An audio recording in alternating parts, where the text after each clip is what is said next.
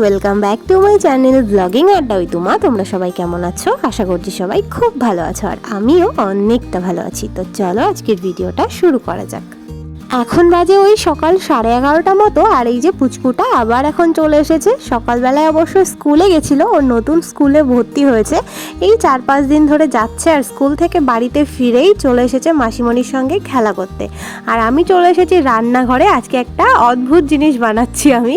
জিনিসটা অদ্ভুত নয়, টাইমিংটা অদ্ভুত, কারণ আমি বানাচ্ছি লস্যি। এক প্রকার বাধ্য হয়েই গরমকালের জিনিস আমাকে শীতকালে বানাতে হচ্ছে। আসলে 3-4 দিন আগে বড়মশাই এক প্যাকেট টক দই এনেছিল, আমি একটু রান্নায় ইউজ করব বলে। তবে রান্নাটা করে তো খাওয়া হয়ে গেছে, আরও বেশ অনেকটা টক দই বেঁচে গেছে, আর 2 দিন পরেই টক দইটা ডেট এক্সপায়ার হয়ে যাবে। তাই কি করব, অগত্যা আমাকে এখন লস্যিটাই বানাতে হলো, কারণ লস্যি ছাড়া আর কোনোভাবেই এতটা টক দই খাওয়া পসিবল ছিল না। তো এখানে আমি 1 গ্লাস ভর্তি করে ঢেলে নিলাম। এটা বড়মশাইয়ের জন্য রেখে দেবো, ও ডিউটি থেকে এলে দেবো ওকে, আর বাকি যেটুকু রয়েছে সেটুকু আমরা 3 বোনে খেয়ে নেব। আর এখন আমি একটু মশলা বেটে নিচ্ছি, গরম মশলা তরকারিতে দেওয়ার জন্য। আসলে শিলনোড়াটা না শুধুমাত্র এই গরম মশলা বাটতে, আর কোনো শাক বা পাতা যদি বাটা খাওয়া হয় তখনই ইউজ করা হয়। অন্যান্য মশলা তো আমি মিক্সিতেই পেস্ট করি। তো যাই হোক, রান্নাবান্না আমার হয়ে গেছে। এখন এই জামা কাপড়গুলোকে কাচতে যাব। বেজে গেছে 1টা, তবুও কিছু করার নেই, এখনই কেচে দেব। যেটুকু শুকাবে, বাকিটা কালকে শুকিয়ে যাবে। আসলে এগুলো বক্রেশ্বর সেদিন আমরা গেলাম, ওই দিনকারই জামা কাপড়। যে জামা কাপড়গুলো পরে আমরা স্নান করেছিলাম ভেজা ছিল, সেগুলো আমি ওখান থেকে আসার পরের দিনই কেচে ফেলেছিলাম। তবে এগুলো স্নান করার পরে পরেছিলাম বলে আজকেই কেচে দিচ্ছি, যেহেতু শুকনো ছিল, 2 দিন হয়ে গেছে, অসুবিধা নেই কোনো। জামা কাপড়গুলোকে কলপারে রেখে এলাম। এখন এই যে সার্ফটাকে ঢালতে হবে। আগের দিন নিয়ে এসেছে, তবে এখনও ঢালা হয়নি। যে বোতলটাতে আমি সার্ফ রাখি ওটাতেও বেশ খানিকটা ছিল, তো ভেবেছিলাম ওটা শেষ হলে তারপরেই ঢেলে নেব। তো আজকে দেখলাম বোতলটা ফাঁকা হয়ে গেছে, তাই আমি এখন সার্ফটাকে ঢেলে নেব। আর এই যে সাদা বালতিটা না আগের দিন সার্ফের সঙ্গেই দিয়েছে, আমার না ভীষণ পছন্দ হয়েছে বালতিটা। অবশ্য প্রত্যেকবারই একটা করে বালতি নিয়ে আসে, কিন্তু ওগুলো অন্য রকমের হয়, কিন্তু এই বালতিটা একটু ডিজাইন ছিল ভালো, কালারটাও বেশ ভালো লেগেছে, ওই জন্যই বেশি পছন্দ হয়েছে আর কি।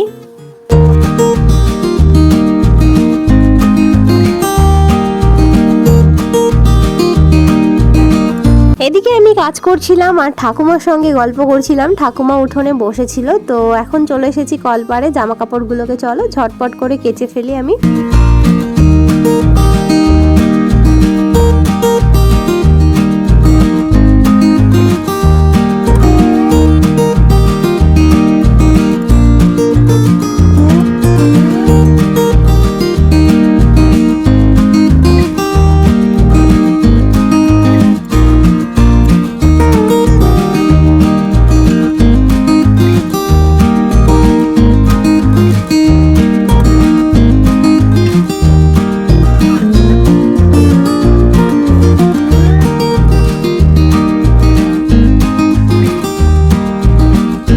জামা কাপড়গুলো কেচে নেওয়া হয়ে গেছে। এখন আমি এগুলো নিয়ে চলে এসেছি ছাদে মেলে দেবো, কারণ ছাদে মেললে যেটুকু আবার শুকাবে, নিচে মেললে একদমই শুকাবে না।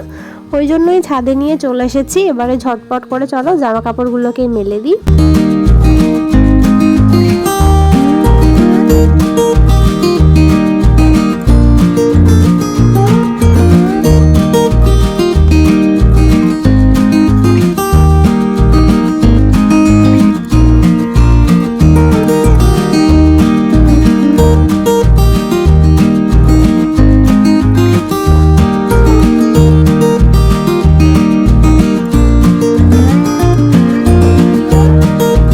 জামা কাপড়গুলো মেলে দিচ্ছিলাম, ততক্ষণ রিমাকে বললাম সকালে মেলে দেওয়া জামা কাপড়গুলো তো শুকিয়ে গেছে, ওগুলো তুলে নিতে। তো জামা কাপড়গুলো তুলছিল, আর এখন আমি নিচে যাব। নিচে গিয়ে আমার একটা বড় কাজ বাকি রয়েছে, কারণ হচ্ছে আজকে বেড কভারটা চেঞ্জ করতে হবে। সকালবেলায় আমি ঠিকঠাক করে ওই জন্য বিছানাটাকেও গুছাইনি, যে একবারে বেড কভারটা চেঞ্জ করে গুছিয়ে নেব, কারণ 1 সপ্তাহের বেশি হয়ে গেছে বিছানা চাদরটা আমি পেতেছি। তবে আজ তুলবো কাল তুলবো করে কাজটা করাই হচ্ছে না, তাই আজকে ফাইনালি আমি ঠিক করেই নিয়েছি যে আগে এই কাজটা সারবো, তারপরেই আমি স্নান করব। আর এখন হয়েছে আরেক সমস্যা, বিছানাতে 2টো ব্ল্যাঙ্কেট থাকছে।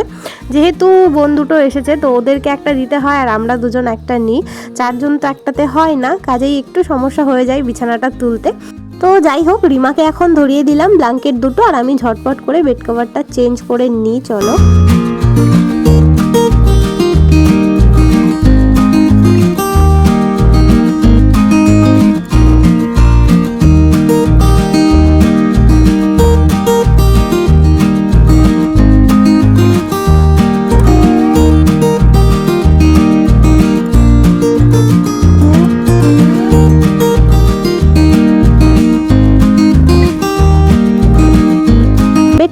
আমার চেঞ্জ করা হয়ে গেছে। এবারে ব্ল্যাঙ্কেট দুটো ঠিক জায়গায় রেখে দিলাম আর ঝটপট করে বালিশগুলোতে কভার চেঞ্জ করে নেব।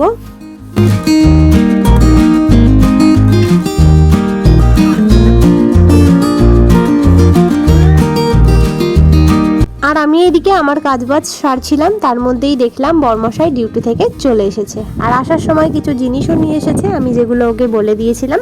তবে তার সঙ্গে একটা জিনিস এক্সট্রাও এনেছে, এই যে ধনেপাতাগুলো। ফেরার পথে একটা কাকিমার বাড়ি আছে, ওই যে আগের দিন আমরা কুল খেতে গেছিলাম, ওই কাকিমাদের বাড়িরই ধনেপাতা গাছ এগুলো। তো কাকিমা দিয়েছে, ওটা এক্সট্রা নিয়ে এসেছে। ওগুলো এখন আর ঠিক করলাম না, রেখে দিলাম। চলে যাব স্নান করতে। আর এদিকে ইপসিতা স্নান সেরে এসে পুজোটা দিচ্ছে। ওরা আসাতে অনেকটাই আমার কাজ গুছিয়ে দেয়, কেউ পুজো দিয়ে দেয়, কেউ আবার একটু বাসন মেজে হেল্প করে, কেউ একটু রান্নাতে হেল্প করে। আমার বেশ ভালোই হচ্ছে। তবে সেই সঙ্গে অনেকটা দুঃখও হচ্ছে যে ওরা চলে গেলে আমি কি করব। একেই সারাদিন একা একা থাকতে হবে, তার উপরে আবার এত আমাকে সাহায্য করছে, আমার ভীষণ কষ্টও হয়ে যাবে।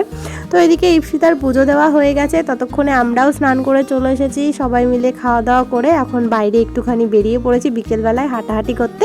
তবে হাঁটাহাঁটি করতে করতে চোখে পড়লো রাস্তার পাশে একটা কুল গাছে অনেক সুন্দর কুল পেকে পেকে রয়েছে। এগুলো অবশ্য মিষ্টি নয়, টক কুল। আর আমাদের টক কুল বেশি পছন্দ মিষ্টি কুলের থেকে, তাই বর্মশাইকে বললাম কয়েকটা কুল পেড়ে দিতে।